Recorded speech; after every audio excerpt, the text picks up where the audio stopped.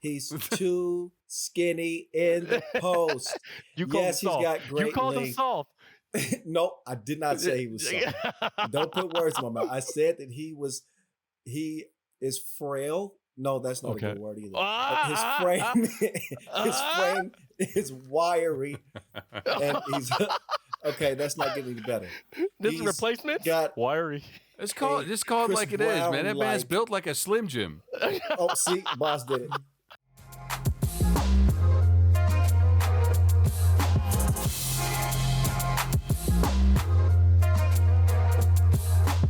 What is good? Welcome to the very first episode of Word on the Streets. Replace the E's with threes, because that's what we're talking about. 3x3. We're getting it from A to Z. Everything from the World Tour, Women's Series, national competitions, even the Olympics. And the three guys on your screens right now is who's going to be talking about it. I'm your host, Kyle Montgomery, play-by-play commentator for 3x3, joined by our walking encyclopedia, who happens to be 7 feet tall, Bas Rozendaal, and the man bringing the energy at all times, none other than Vince Chang. What's up, fellas? How you doing, Kyle? I'm good, man. I'm hyped. Can't y'all tell? Yeah. I can see that. The smile's out. You got the nice clothes on and everything. I like it.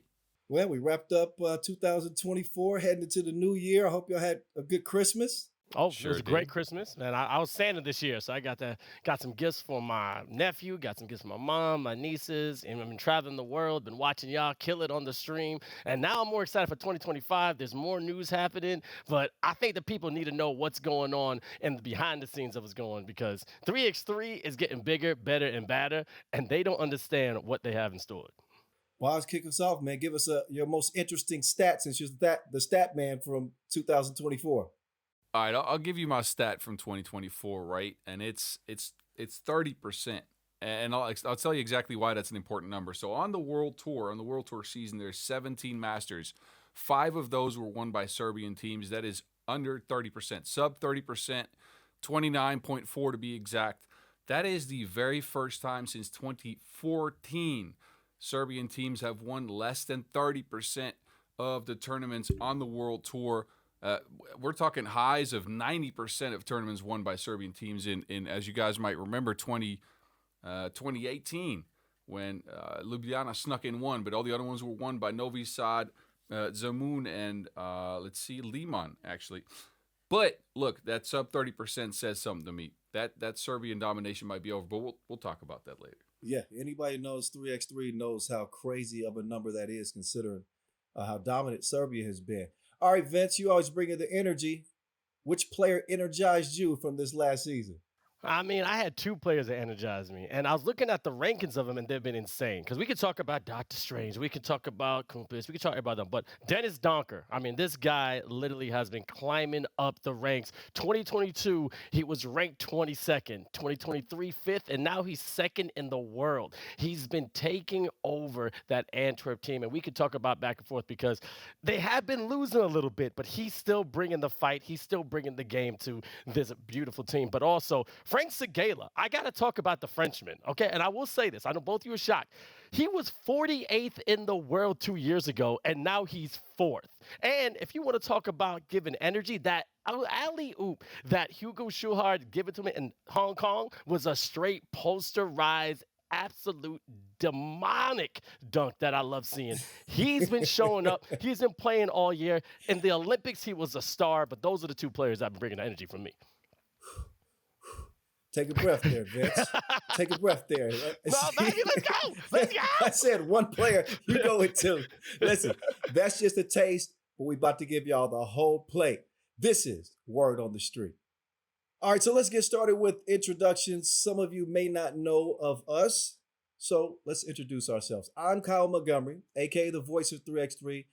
Been play-by-play commentator for the sport for nearly 10 seasons now, and I've got to see a lot of the evolution of the sport from then to now.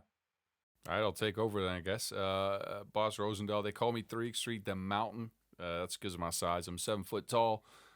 Played in the first World Tour season back in 2012. Played all the way through to 2019, 2020. Hopped on over to coaching in 3x3. So I coached some of the Netherlands youth national teams. Mind you, I played on the Dutch national team. I played on Team Amsterdam, Team The Hague, Team Utrecht, the 3 Dutch teams in 3x3 in the pro on the pro side on the men's. Then from coaching, I actually transitioned into being an analyst for Kyle Montgomery. So I joined the traveling circus. I'm out there trying to provide the data behind all of the 3x3. I'm trying to give meaning to the words for Kyle. I'm very happy to be with him all the time, or most of the time. And yeah, look, I bring some of the knowledge in 3x3, and then some of the as a former player, some of the on-court knowledge. The knowledge and the numbers and the entertainment, Exactly. infotainment. That's what Bas brings. What about you, Vince? I mean, this is Vince Chang, aka the Energy. I actually got this nickname dubbed by, one of my mentors, this okay looking guy named Kyle Montgomery. But when it comes to 3x3, I love what it represents. I got into it around 2018 back in California with Three Ball USA. Then a man named Julian DeBove. We got to give the man some credit. This man is one of the OGs. Allowed me to be the media manager for a couple of stops in the Americas. I'm always at the AmeriCup. I got to go to a couple of different countries. So I get cool with the players. I get the behind the scenes. I could say I'm a super fan, but I'm just a person who respects the game at 3x3 and loves how it's growing. Yeah, that's a part of the why we're doing this. All of us have a vested interest in growing the sport. We've all been a part of the sport for a long time, but we haven't really had a lot of avenues to continue the conversation about 3x3 outside of the season. So we all got together and we decided the time is now. That's where Word on the Street was birthed from. So again, we're all happy to be bringing you guys this very first episode. For me personally, though, my why in doing this wasn't always guaranteed. I used to work for the NBA as a commentator and the NFL in the States. And when I first heard about 3x3, I wasn't really blown away by the idea of this game, primarily played in Europe, 3 versus 3, physical game. So initially, I was a little bit turned off. Can I say that? Okay, a little You bit. can. You can. Okay, Sure. but I did one tournament. My first tournament was in Lausanne, Switzerland, 2015. My first time traveling outside of the United States, anywhere significant. Not only did I fall in love with having the ability to see another part of the world, I fell in love with the concept of the game, how fast it was with the 12-second shot clocks and the 10-minute games and the quick ball movement and the open space on the open floor. So, long story short, that was a part of what, gravitated me to the game and the reason why I thought that this podcast was so important to start. Yeah, I mean, I think we all recognize that, right? Falling in love with the game the moment you kind of step foot on that court, or when you're a part of a tournament. I think for me, I played 5-on-5 at a high level, Division One college in the United States. Then I played pro 5-on-5. I was a bit of a headache for coaches, I'll be honest with you. So I used to clash with coaches all the time, and the streets were my way out of that. I went to, at first street ball, mind you, 3x3's inauguration was in 2010, 2011.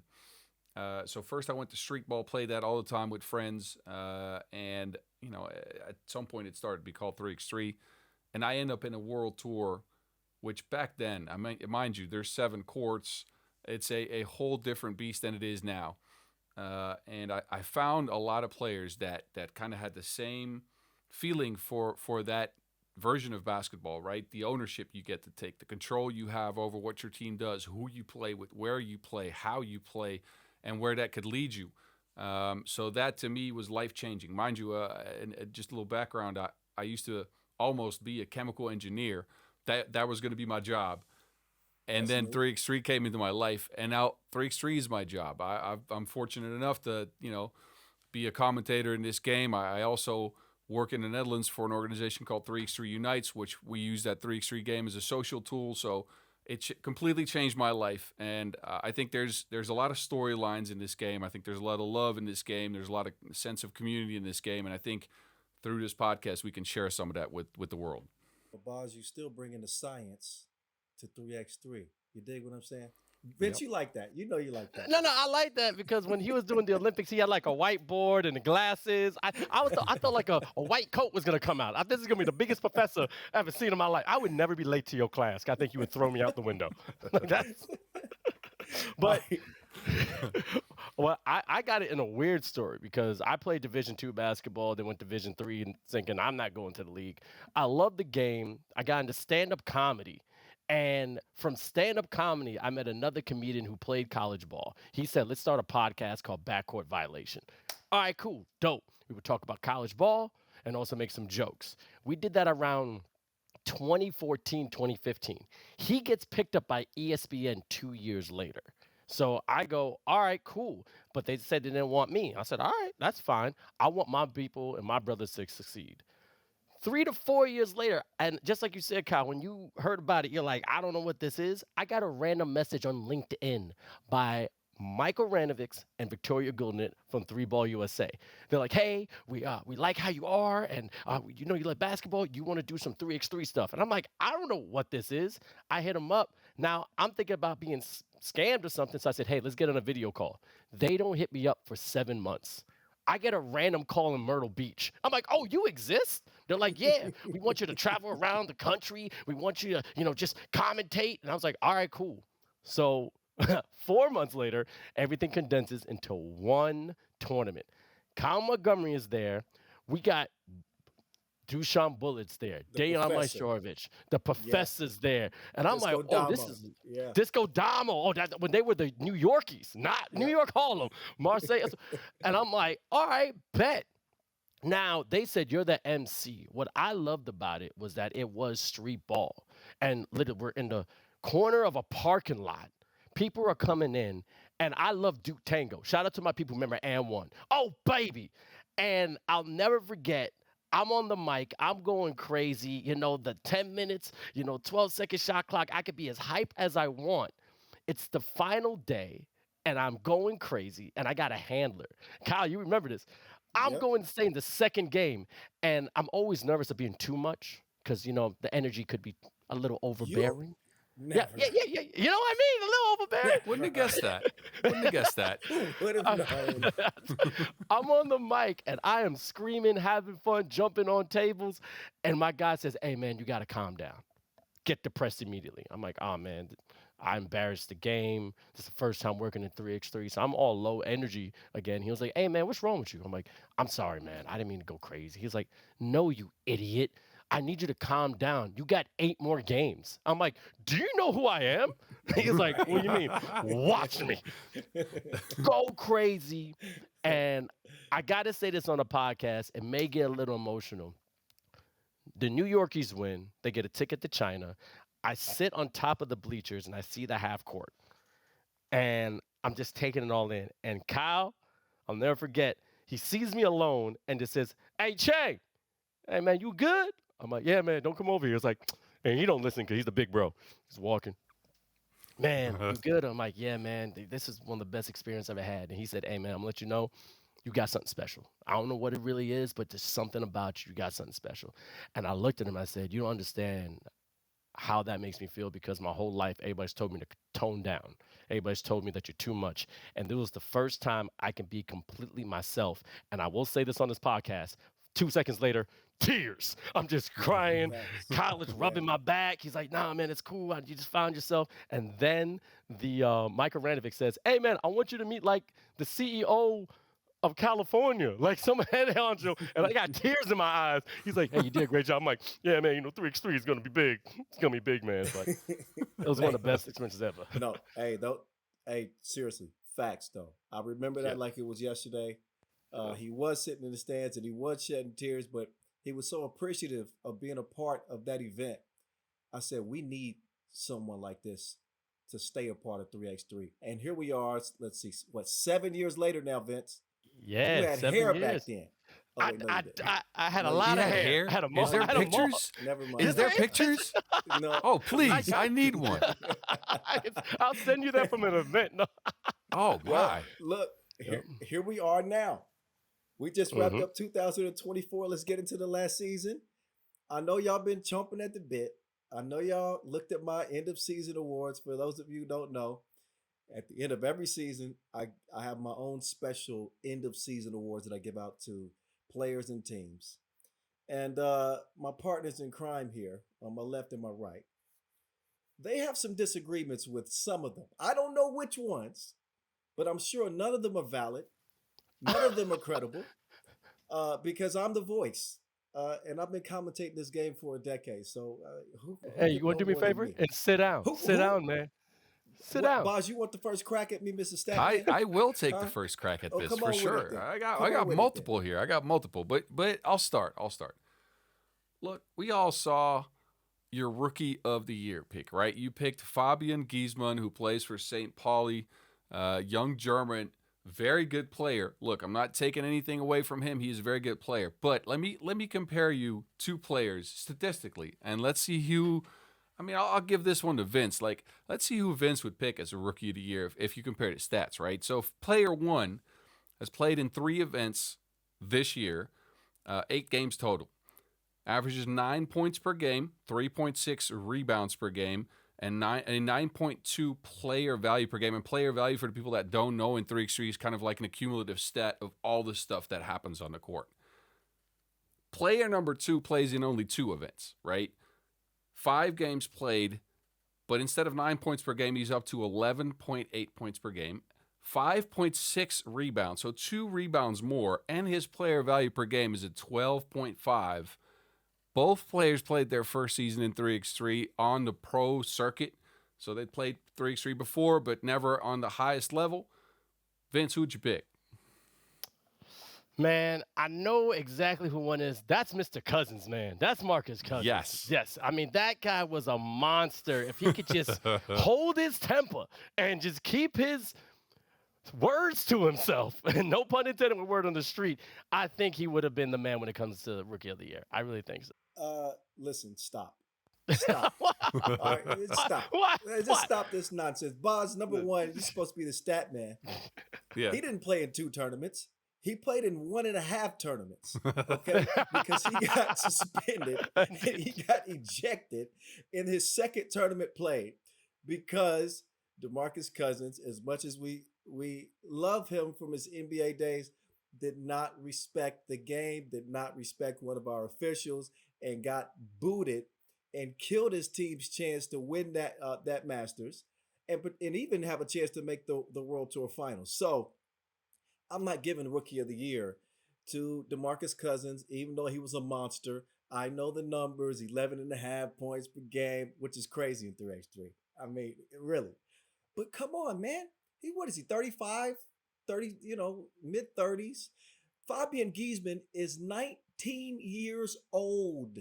When he is DeMarcus Cousins' age, if he keeps playing 3x3, he'll be twice as good. He'll be in better shape, and he will have better manners for certain. I'm standing on my Rookie of the Year. Who else y'all got? Come on. I'll to add to what you're saying. I think Giesmann at that age will also not just wave at people on defense, but we'll take that. All right. Okay, so look, that legitimate argument there. I think if DeMarcus would have played 2 full tournaments, hopefully even more, then it would have been a no-brainer. He would have been Rookie of the Year, but because of that suspension, can't do it. All right, so look, Yeah. I got, my MVP pick. I picked Worthy. My Defensive Player of the Year pick. I got a little heat from that. I got some heat from that on social media. You want me to stop there? All right, no, I can go with both of those. but I'll leave this to Vince first, and then I'll bring mine. All right, bro. Let me get Mr. Clamps. All right. Yes, shout out to Barack. Barack he's a beast. You said you should have given to him last year, but this year, I think there's one person. You talked about flight mode, but what about James Parrott? His blocking ability, his lankiness, the Slim Reaper. This man can stretch the floor. He can go side to side. He's lateral. Yes, he needs some meat on his bones, but he's I believe, one of the top defenders in the league. All right. He can stop a player when it's crucial, but he has to keep it going. Now, I thought he had a chance to become Defensive Player of the Year. I also looked at Frank Segala. This man's rebounding ability on defense is incredible. He's like top 5. He literally has great backup in Rambo, Suhard, all of them, and they do their job, and he's able to take down that on board and be able to keep the possession on his team for France. He did it in the Olympics. He's also tried his best doing it in Hong Kong. Those two, I think, had a chance to become Defensive Player of the Year. That's my opinion. From their stopping ability and also rebounding. All right, Vince. All right. Point received. Not really. Listen, I might change James Parrott's new nickname to MC Light. He's too skinny in the post. You called him soft. You called him soft. No, I did not say he was soft. Don't put words in my mouth. I said that he is frail. No, that's not a good word either. His frame is wiry. And he's okay, that's not getting any better. This is replacement? Wiry. It's called like it is, man. That man's built like a Slim Jim. Oh, see, Bas did it. No. Yo. See, look, I love James. But he's not the biggest guy out there. And that would be my only argument against Parrott. He is a great defender and one of the best shot blockers in the league, right? And his perimeter defense is nice too. It is. When we talk about perimeter defenders on that team, I think we got to start with Dylan Travis. So I think you missed it there. We didn't mention guys like Paul Joko, who was number 2 or 3 in the running for me for Defensive Player of the Year. The reason I went with Barac, I know Bas, you jump in on this. I'll be done quick. I went with Nim Diesel just based off the measurables. His numbers this year actually were down compared to years prior. Obviously, he got hurt, I believe, last season. It was his knee. But when he first hit the scene, Barac at his best defensively is the best combination of perimeter defense and rim protection. So for me, the award was combined, and I did owe it to him probably the year prior. So I gave it to him. That is exactly why you gave it to him. Look, I love Barac's defense as well as his offense, by the way. He is a great, great player. The one question I always have is what happens when he doesn't play, when his counterpart, Neranjic, steps in. Yeah. They still win. So, like, nothing really changes. I mean, and look, I think the guy I'm about to name here, skills-wise, comparable to Nim Diesel, but he's added a little bit more winning this year. So, again, Nim Diesel, great defender. All of y'all forgot about Jan Driessen for Team Amsterdam. Big Drizzy is out there at 6'7", 6'8", maybe even 6'9", fighting over screens, playing drop coverage, pressuring ball handlers, the best defender on Team Amsterdam. What happens if you take him out of the game? Huh? He did not come out of the game this year. He played in almost every single tournament Amsterdam played. He, to me, is the best defender on the best team of the year. Yes. Big Drizzy. Shout out to Big Drizzy. I do like Jan Driessen and what he brings defensively, but Bas, we're not going to put him as a Defensive Player of the Year as of yet. I don't think that he's as good on the perimeter as you say, even though he did force a critical jump ball and somewhat controversial. That wasn't a jump ball. I'm sorry. It wasn't a jump ball. It was. No. It was. All right, no, it wasn't. No. Okay, first of all, we all play ball. Jump ball, you at least need 2 solid seconds with your hands on the ball and the other person's hands on the ball. He went in, scooped, and unless what? Okay. Unless you are deemed out of bounds, in which case it is an immediate whistle, and Jan's foot was on the sideline. I think Dushan can pull up this clip for us. Let's run the clip, and then we'll continue to debate after the clip runs, and the people at home will decide. Y'all feel free to send your comments, but run a clip. 7, that's obviously planned by Worthy, trying to use those quick hands. Here comes Driessen and help defense. And a jump ball is called. Driessen is able to get 2 hands on it and force a turnover. What a heady play. Majstorovic turned his back. Driessen rushed over, left this man alone, got 2 hands on the ball. That is extremely, extremely heady by Jan Driessen. That, to me, was too quick. Yes. And Yes, it was. I'm not throwing no shade. I'm not throwing no shade because credit to them. for obviously winning the World Tour final title. According to the rules, now I'm going to side with Bas here. According to the rules, technically, it's a jump ball. With one hand on the ball and the other hand out of bounds, it's immediately ruled a jump ball. But to the average basketball fan, to the naked eye, when you see a bang bang play like that, you're shocked when you see that it's whistled a jump ball, and that defensive play opened the door for none other than Hype Worthy to steal the game. So Yeah, it's I crazy how agree this with you. conversation started off with Bas saying that Giannis is Defensive Player of the Year, Yeah. and then we're running clips about Oh, yeah. jump balls and nonsense. But no, Drizzy's good. I take him on my team any day of the week, but not Defensive Player of the Year. All right, That was lightning in the bottom. let's keep it moving, fellas. Let's go to some of the top storylines 2024. There were a lot of them. There were a lot of them, from Miami switching rosters, obviously Jimmer getting hurt, from Vienna kind of taking that next step, from Paris making it to 6 finals in 8 tournaments, from Riffa getting better, Dennis Donker having the year of his 3x3 career. A lot of things, a lot of storylines, a lot of plots and subplots. Bas, we'll start with you. What was your top storyline of 24? I'm gonna stay with the homer pick, and for the people that can't see this, I'm gonna point behind me here. There's an orange jersey hanging back there, the Dutch national team. Besides that, there's a Team Amsterdam jersey. Look, Homer. Team Amsterdam and the Dutch national team, which are both almost the same. I mean, Amsterdam misses Di Maio van der Horst, but first the Dutch national team bringing home the Olympic gold, basketball gold for a very small country in which basketball is not been top priority, not been the top sport ever. It was huge. The way it happened against the French in Paris was ridiculous. And look, I was a part of the base of this program, helped build it for years, both on the court as well as off the court as a coach, and backing it from a social perspective, garnering more interest for the sport in the Netherlands. I saw these players grow into their roles, even still played with Di Maio van der Horst, my former teammate and a good friend of mine. And for them to take the Olympic gold was already magical to start with.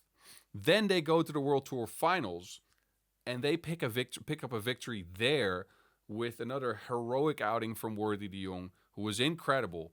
They had 5 games, 4 of which were decided by a game-winning shot, 3 of which were won by the team that ended up taking that, Team Amsterdam.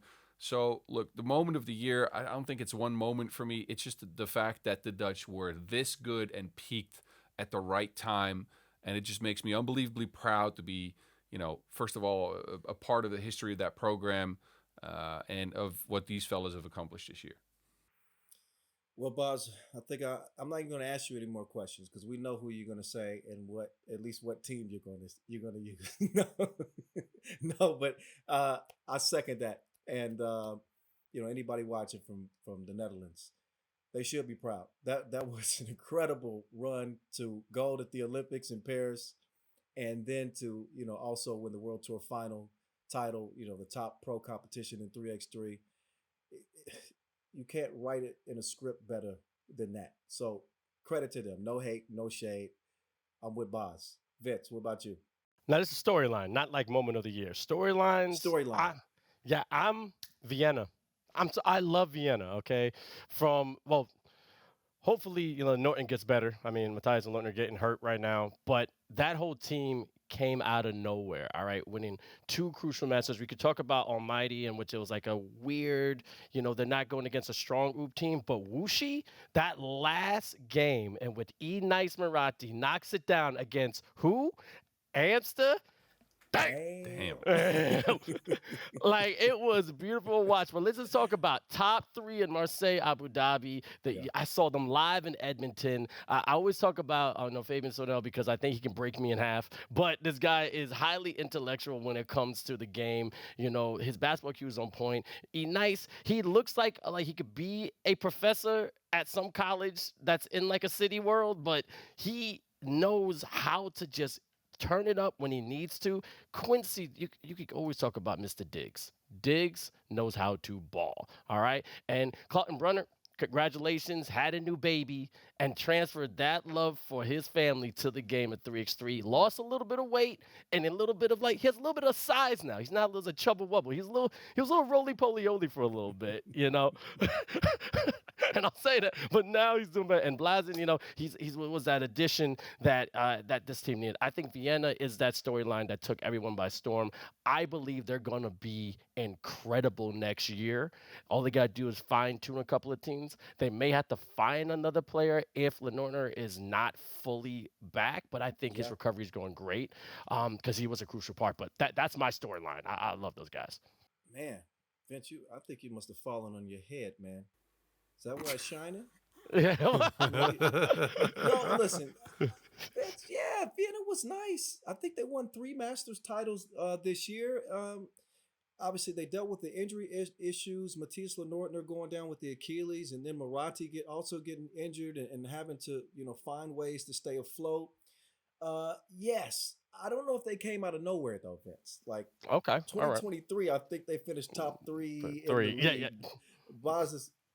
What did come out of nowhere is that Europe Cup win at home, and I think that is what makes this story a great storyline.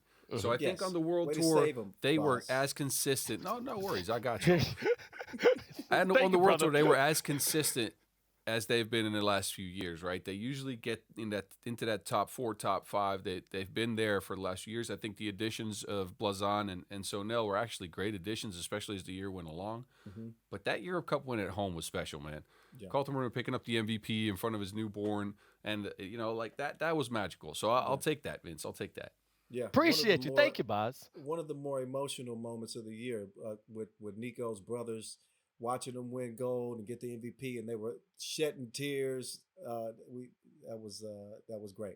All right, my storyline of the year was Serbia failing to medal in the Olympics in the men's competition. You can't tell me that this is not the biggest storyline of the year. First, we go back to 2020. When everybody expects Serbia to win gold. For those of you who are new to 3x3, don't worry. We got you taken care of. Serbia has been far and away the most dominant nation in 3x3. World Cup golds, European championships, World Tour final titles, you name it. Serbia has been far and away the best team. Didn't win gold at the Tokyo Olympics. They got a bronze. And even that was a huge disappointment for them. And they had nothing but legends on that team, led by Dusan Bullet. Didn't work out. So round comes 2024, Paris Games. This is supposed to be their Olympics. This is supposed to be the time that they redeem themselves from taking bronze in 2021. Not only did they not pick up a medal, I think that they felt embarrassed at the way that they fell out of that tournament. I think that they got caught off guard. They lose to China. They lose to France. And they lose to Lithuania. Right? These are 3 teams that I think most people would pencil Serbia in win for certain. And for them to not medal, and not only that, they didn't win gold at the Europe Cup. And they didn't win the World Tour final either. So you can combine all of those storylines. I was as shocked as anybody because I had them penciled in for at least a medal in the Olympics. I still thought they were strong enough to bounce back and win the European Championship. And then I said, okay, last but not least, it's the World Tour final. If they're going to salvage anything from this year, they're going to do it.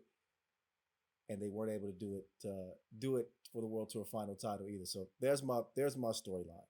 Now, Kyle, I want to say when we were at the Olympics, they were like on a run though. They were like 6-1 or like they were like on a good tear. Yeah. I didn't mention they lost to Latvia.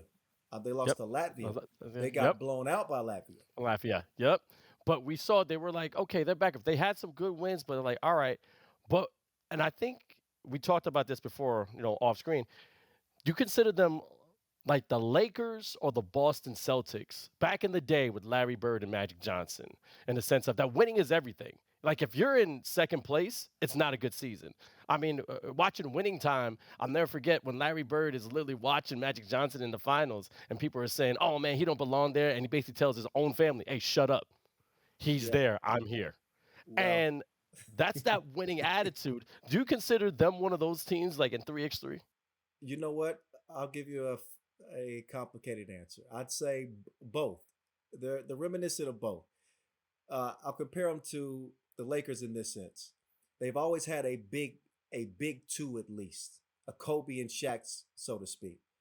It was Dusan Bullet, Dejan Majstorovic at first. Now it's Strahinja Stojicic, and still none other than Dejan Majstorovic himself. So from that sense, and from the winning pedigree, right? But the mentality, to me, is more in tune with Boston. Tough, hard nosed, gritty, mean, do anything to win. They play with pride. So they got a little bit of both, to answer your question. Okay. Well, And what about the Bulls? I mean, I yeah, remember I was gonna Bulls say with like they Bas. to me for years had some of that Bulls quality where they had a sense of inevitability about them. Yeah. I played against them many a times. The only time I've ever beaten, and this is the Novi Sad team from back in the days. The only time I've ever beaten them was when they came to Amsterdam on an invite to play a local quest tournament for fun, and they'd hung out in the city center the night before, and it was rainy and like I want to say like 11 degrees Celsius, whatever that is in Fahrenheit for you guys. I mean, somebody calculate that. I'm not good with that. Probably like 50s or something, 40s and rainy. That's when Wow. I beat them 11-10. And like Oh every God. other time that I've played these guys, I lost. They were inevitable. Every time a big tournament happened, every time a World Cup happened, every time a Europe Cup happened, besides that 2020 Olympics, every time a big tournament happened, they'd win. And mind you, even this season, they still won 5 out of 17 Masters. Now, it's a lower percentage than usual, but it's still the most wins for any team on the pro circuit. This year, second best team has 3.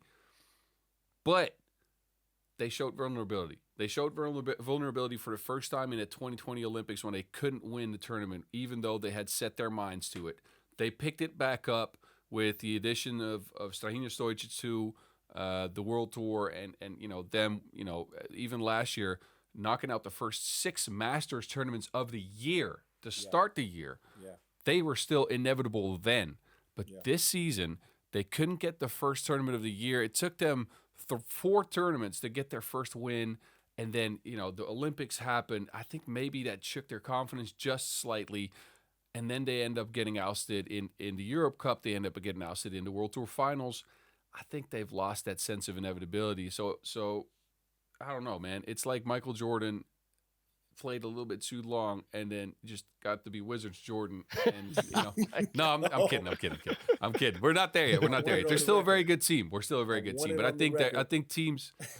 You want a record? What do you want a record? Bas just compared Ooh to Michael Jordan with the Wizards. He I says was that's kidding. where they're at now. I was kidding. That is not the case. That is not the case. No, no. But I will say this: I think teams have seen that they're vulnerable, though, and that there were ways to beat them. Where there were ways to beat them always, but I think they would step up another 10, 20% when it mattered most. Well, and let's keep it a buck before we move forward. Mike with the Wizards was still good for 20 a game. Let's not act, They would lose. let's not act like They would Mike lose. wasn't still nice with the Wizards. Okay? Mike was all right with the Wizards, but it man, it's like one of those. Like I'm a big book reader. It's like when you pick up your old favorite book from like 20 years ago, and you pick that back up out of the bookshelf, and you start reading it, and you're all hyped, and then after 5 pages, you're like, I used to like I this. like Like, this. come on Yeah. now, Like, what, Yeah. what Well, was this? come We'll on. see. It's not that good. I'm not ready to turn the page on them yet, but I think next year, 2025, is going to be very telling about the future of Serbian 3x3 because you don't know how many years you have from Majstorovic, who's 36 years old now. I mean, he's still playing at a high level. Even Strahinja is over 30 now. how long can they keep this core together? And they, again, like Bob said, they've already shown some vulnerability. So there's a question mark. I got another question for y'all. We talked about moments. Well, not moments. We talked about what did we talk about? Storylines. Yes. Okay. Make sure we edit that. All right. We talked about storylines. Now let's get into specific players, right? I want to know y'all breakout player. Vince, that means one. Okay. Vince. Okay. I got it. Breakout player. Okay. On you. All right. My breakout player. I'll never forget it because I saw it at NBC. Canyon Barry. I'm sorry, that was one of the most craziest moments I've ever seen. Jimmer goes down in the beginning of the Olympics. He's the money maker. He's the one that puts the butts in the seats. Tears, thigh, gone. Canyon Barry, this man, he could ball. He's highly intelligent. He's also like an astrophysics engineer. He has two great guys beside him. Dylan Travis and also the one Kareem Maddox. And then he goes off. They were 0-4. Let me get these stats right. They were 0-4, getting swept by Serbia, but then only losing like 2 points along the way. So that could be demoralizing. You're right there, but you can't finish. You already have the pressure on your back because it's American basketball. We created technically street ball. We're the ones that created the game that you see today. Everyone wants to go to the NBA, and now they're saying who's beating us? We can't even spell Lithuania. Things like that. So you got everyone talking smack. And they could have just crumbled. They said, you know what? We're done. And then Canyon Barry, this man, famous father with the infamous free throw, goes crazy behind the arc, dropping 16 points one game, 14. And against France, he was 4 for 7 from ones and 4 for 4 from the free throw line. But then also, China, he scores another 14 points and just starts dropping bombs behind the arc. As you would say, Kyle Montgomery, he had more range than 5G. Actually, at a satellite, he could actually talk to somebody from Venus.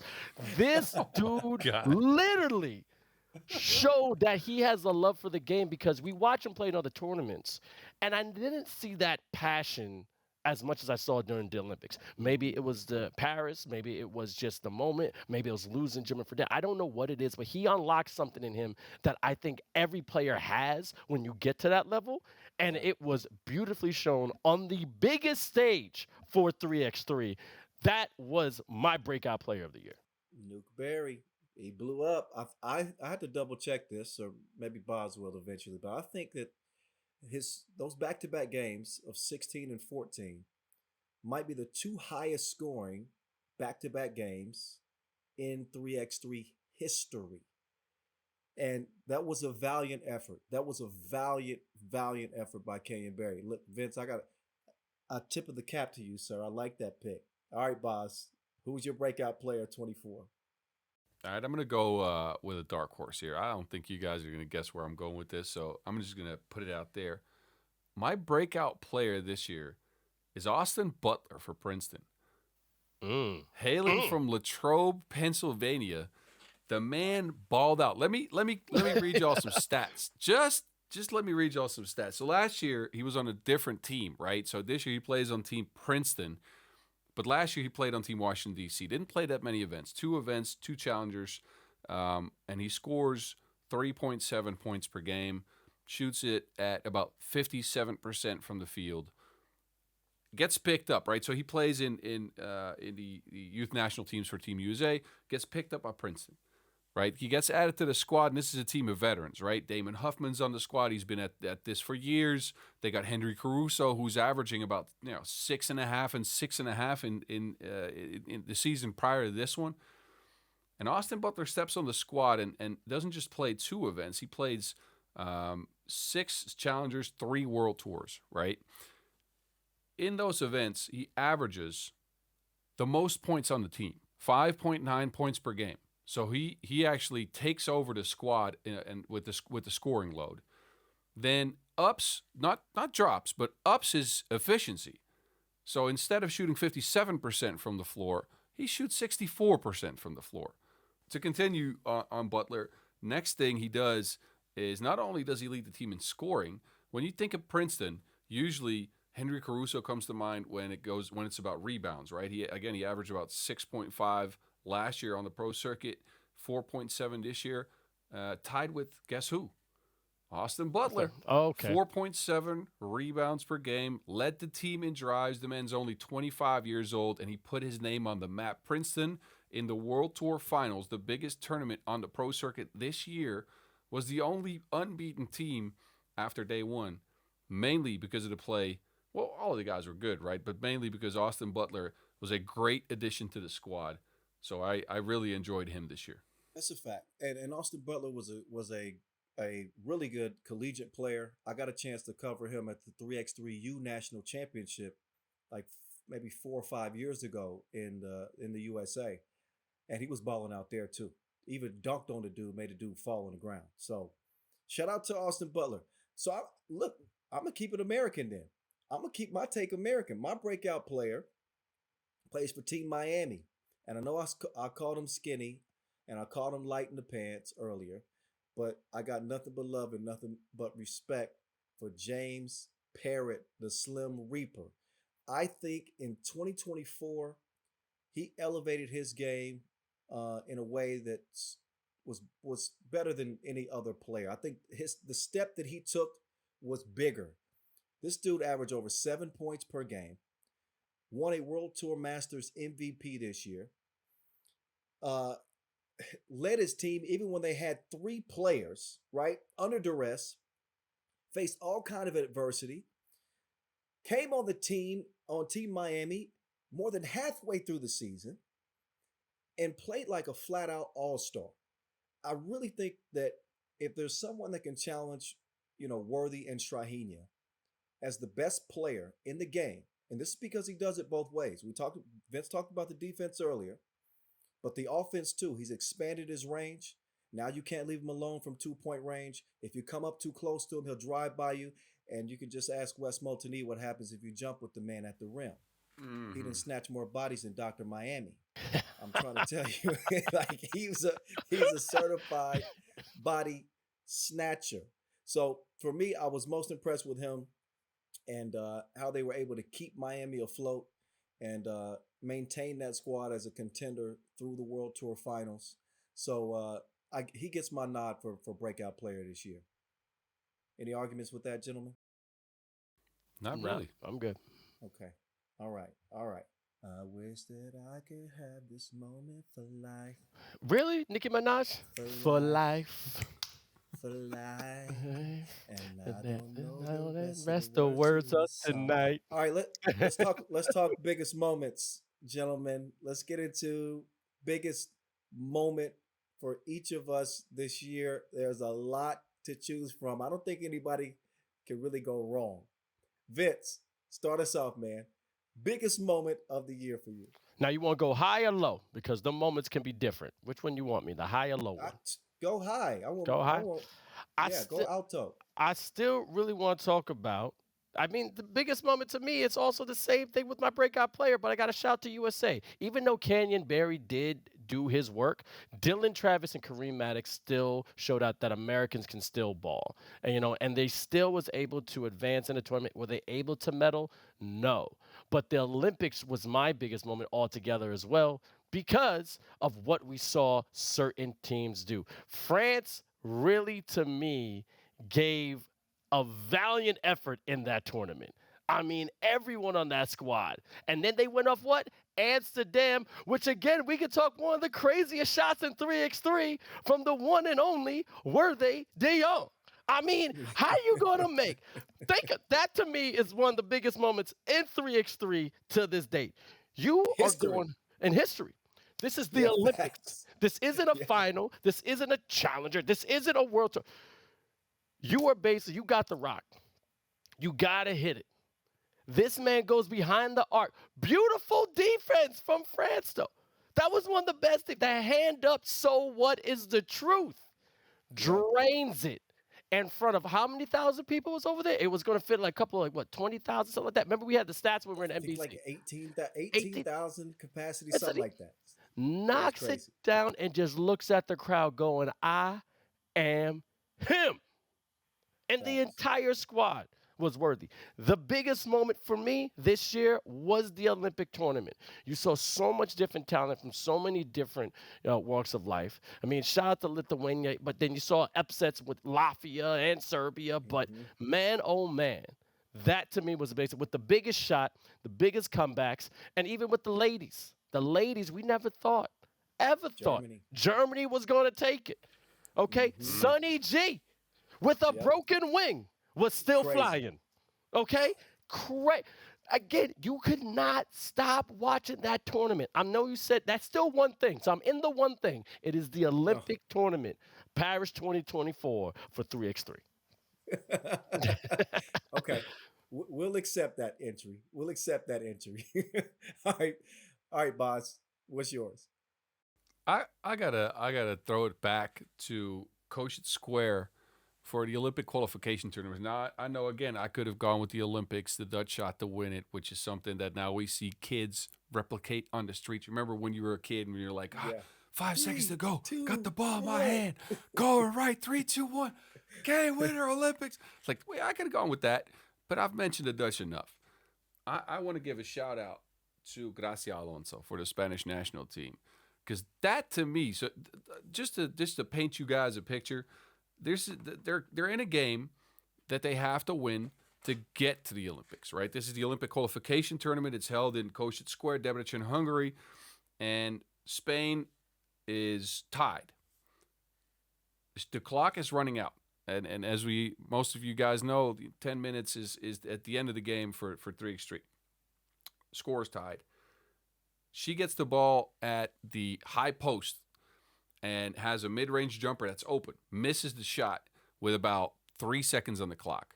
The ball bounces off of the rim. She runs in to get the rebound, realizes there's no time on the clock, but catches it with her back to the basket, running away from the basket, and with two hands kind of just granny tosses it up over her head backwards.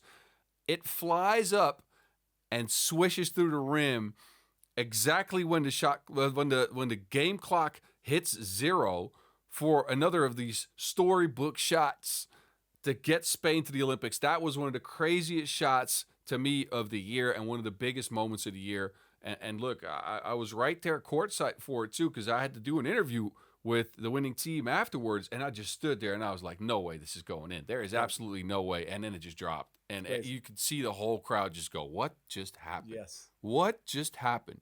And all I remember is afterwards, I went up, Kyle, to you, because again, I have to sit next to you and commentate on these games. And I go to Instagram, and I hadn't heard your call, because your call on that was legendary. I hope you still remember what you said, because that was a legendary call to me. Yes. That was one of the best calls I have ever heard in my life. Improbable, incredible, something like that. Please repeat this, because I can't do it justice. I was in the moment, but I definitely said improbable, incredible, unbelievable. Gracia Alonso with a miracle in front of the old Reformed Church. Yes. Because when we play at Košice Square, we play in front of this old church. It's like a couple hundred years old, right? So it was a miracle, and one of the most incredible shots I've ever seen made in 3x3 history. That shot, Bas, is what allowed obviously Spain to get to the Olympics and then get a silver medal at the games too. Yes. So congratulations to them. That was a part of their kind of road to redemption, knowing everything that Spain team has been through over the years. So that's a dope moment, man. I got excited just thinking back about that, Bas. All right, guys, my biggest moment of the year. I hate to keep putting Worthy de Jong in here, but I think this was just his year. He's the golden lion. He was the golden lion this year, right? He was the man. The Olympic win, great, but then his game-winning shot against Paris in the World Tour final, another kill shot under duress, falling away off of a miss. To me, that capped the season, capped the year, and again, I don't think that you could script it better than that for one particular player. First, the Olympics, and then the game winner in the biggest tournament on the Pro Tour. Moment of the year for me. Again, I got to give it to him, Worthy. All right, let's get to some lowlights then, shall we? We talked about the highs, but now we got to go to the lows. All right, Vince. What was the worst part of 2024? The low light for you? I got to take it to the Olympic qualifiers. All right, let's talk about Hungary. Okay, Hungary losing their chance to go to Olympics for a second time. Now, this is why it's extremely low. Let's go back to 2021. This is no fans in the stands. They're in Debrecen, and they have a chance to be number one in this Olympic qualifying tournament, and they go against Italy. And we got the one and only, the rapping sensation of women's 3x3, Miss Ray Ray, and they take them out by a narrow margin. So now you're in your hometown, you can't advance, but you're second place, but second ain't going to let you advance. You got to be first. Now you have 4 years to train, well, technically 3, and now you're back. You're back in your hometown. You're like, all right, cool, we got this. They're doing decent in the tournament. Shot the pop to all of them. Then you go against Germany. Now, you saw what they did in the Olympics. They lose them by 2 points. You got to think about that. 19-17. So they held up with the Germans. And then what do? You go against another squad that's one of the best teams in 3x3 women's, Canada, and get washed. And not washed like, oh, that was a loss. No, it was a beating. They lost by 10 points or 11. I got to make sure I get that. And to me, that was one of the lowest because you saw a player's passion get deflated immediately. And we all been there. Been at a tournament. We think we're going to take it. This is our shot. We lose. And we're like, we're going to get revenge next year. And you have a chance, and you still get shot down.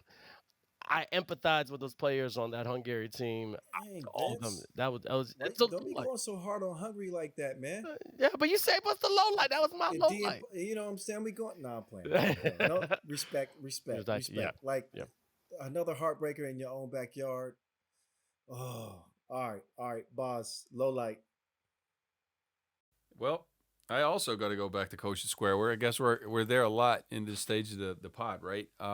Look, I'm going to go with what to me was the biggest heartbreak of the year. And let me start off this take by saying I think every team that made it to the Olympics deservedly got there. I think all the teams that were there played to their strengths, made sure they qualified. But I'm going to talk about a team that didn't qualify.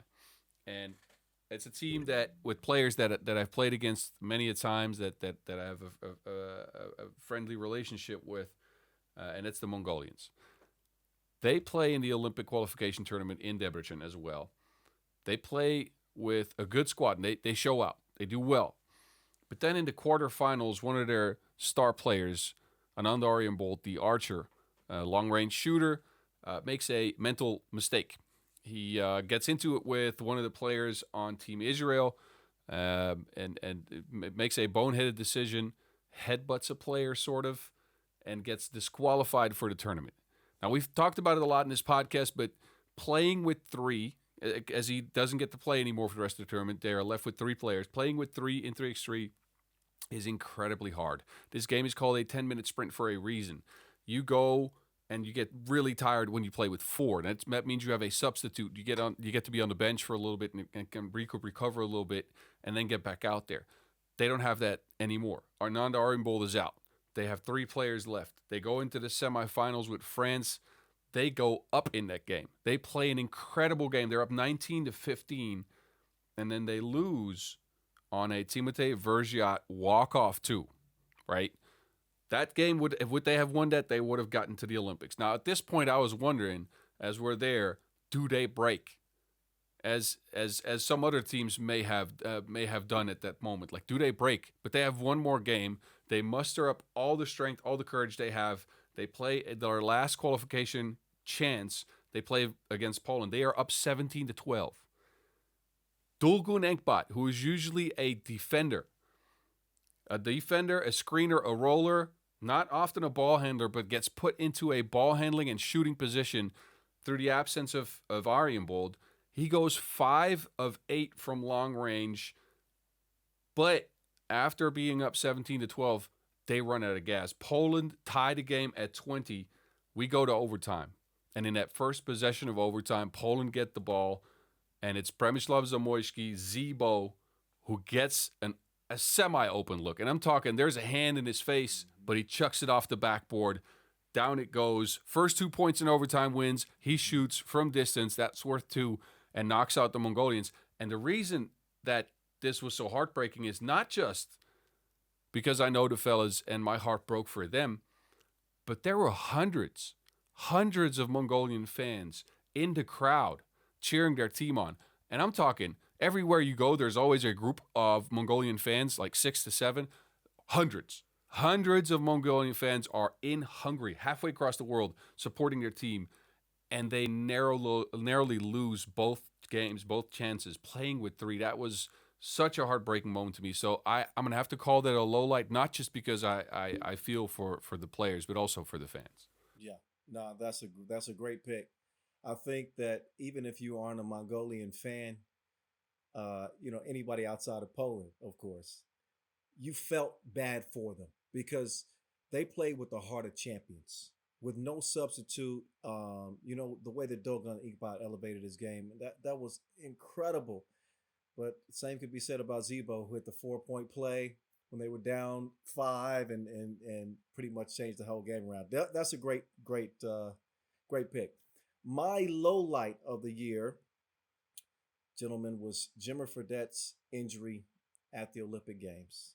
I think that one injury changed the entire complexion of the Olympic Games. Obviously, Team USA's prospects of medaling, playing with 3 players, as Bas mentioned, it's pretty close to a death sentence, not having to substitute in 3x3.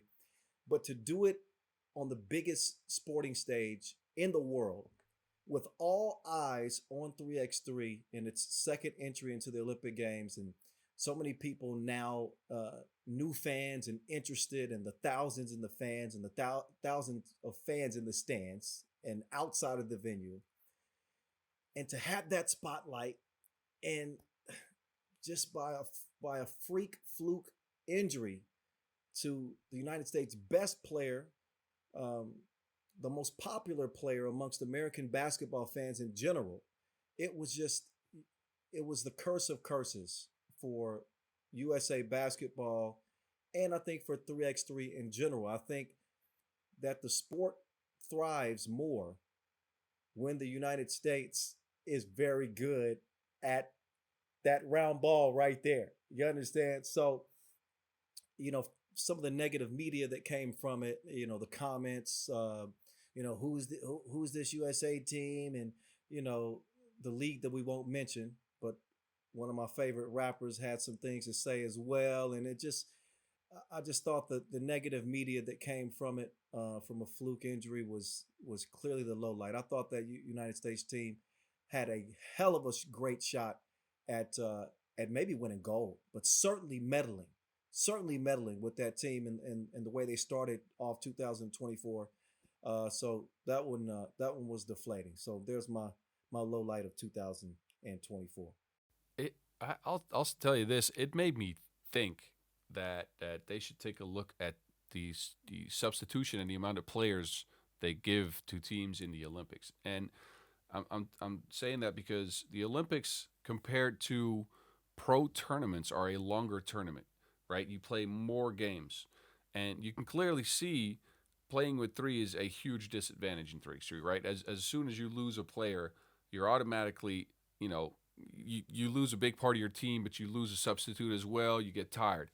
Because the Olympics goes on for a couple of days and you have to play 7 games in pool play, then go into possibly a playing game, quarterfinals, semifinals, and maybe a finals.